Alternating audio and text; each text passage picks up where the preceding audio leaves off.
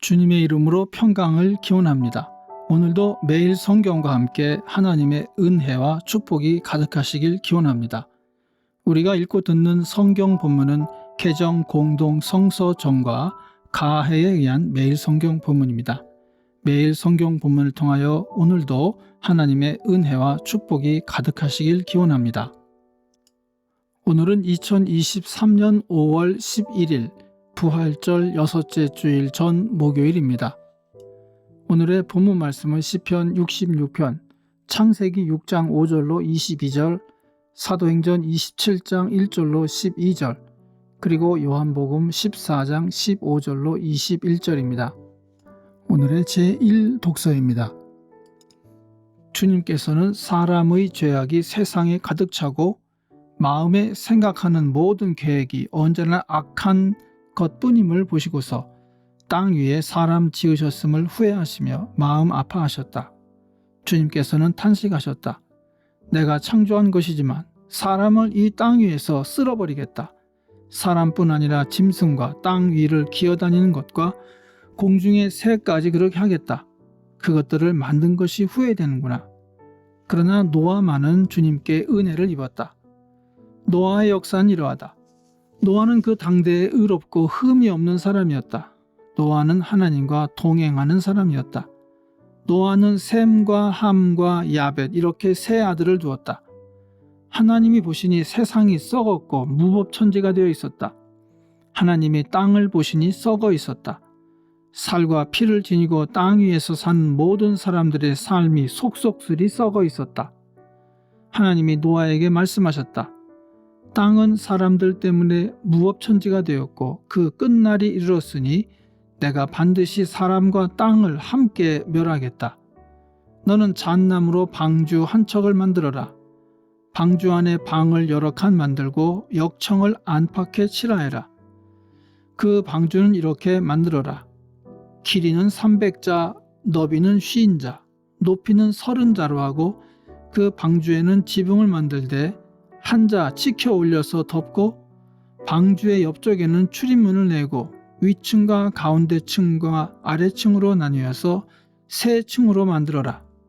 내가 이제 땅 위에 홍수를 일으켜서 하늘 아래에서 살아 숨쉬는 살과 피를 지닌 모든 것을 쓸어 없앨 터이니 땅에 있는 것들은 모두 죽을 것이다. 그러나 너하고는 내가 직접 언약을 세우겠다. 너는 아들들과 아내와 며느리들을 모두 데리고 방주로 들어가거라.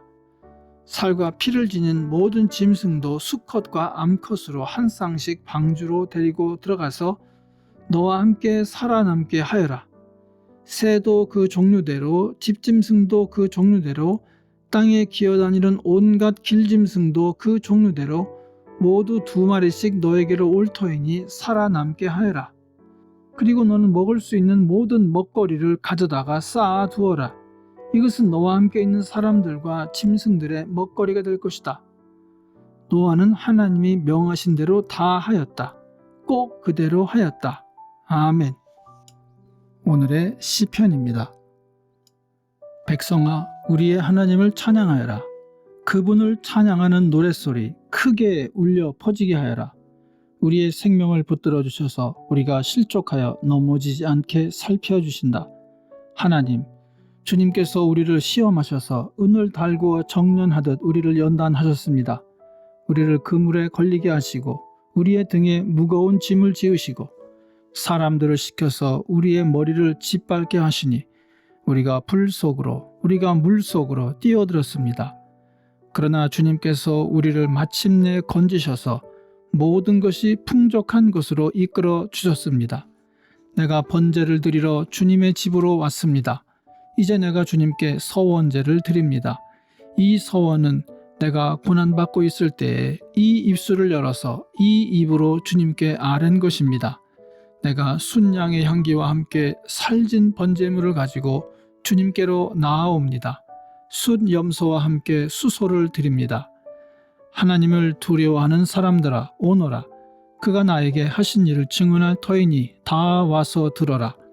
나는 주님께 도와달라고 내 입으로 부르짖었다. 내 혀로 주님을 찬양하였다. 내가 마음속으로 악한 생각을 품었더라면 주님께서 나에게 응답하지 않으셨을 것이다. 그러나 하나님은 나에게 응답하여 주시고 나의 기도 소리에 귀를 기울여 주셨다. 내 기도를 물리치지 않으시고 한결같은 사랑을 나에게서 거두지 않으신 하나님, 찬양 받으십시오. 아멘. 오늘의 제2 독서입니다. 우리가 배로 이탈리아에 가야 하는 것이 결정되었을 때에 그들은 바울과 몇몇 다른 죄수를 황제 부대의 백부장 율리오라는 사람에게 넘겨주었다. 우리는 아드라 무테노호를 타고 출항하였다. 이 배는 아시아 연안의 여러 곳으로 항해하는 배였다.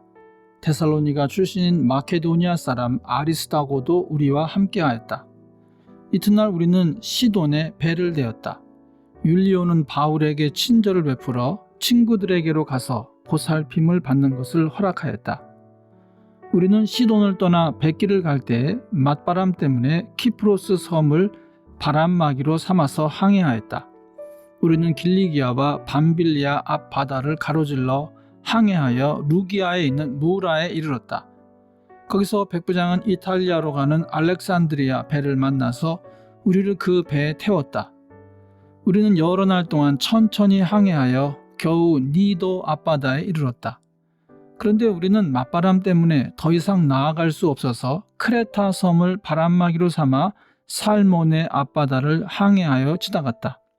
그리고 우리는 크레타 남쪽 해안을 따라 겨우겨우 항해하여 라세아 성에서 가까운 도시인 아름다운 항구라는 곳에 닿았다.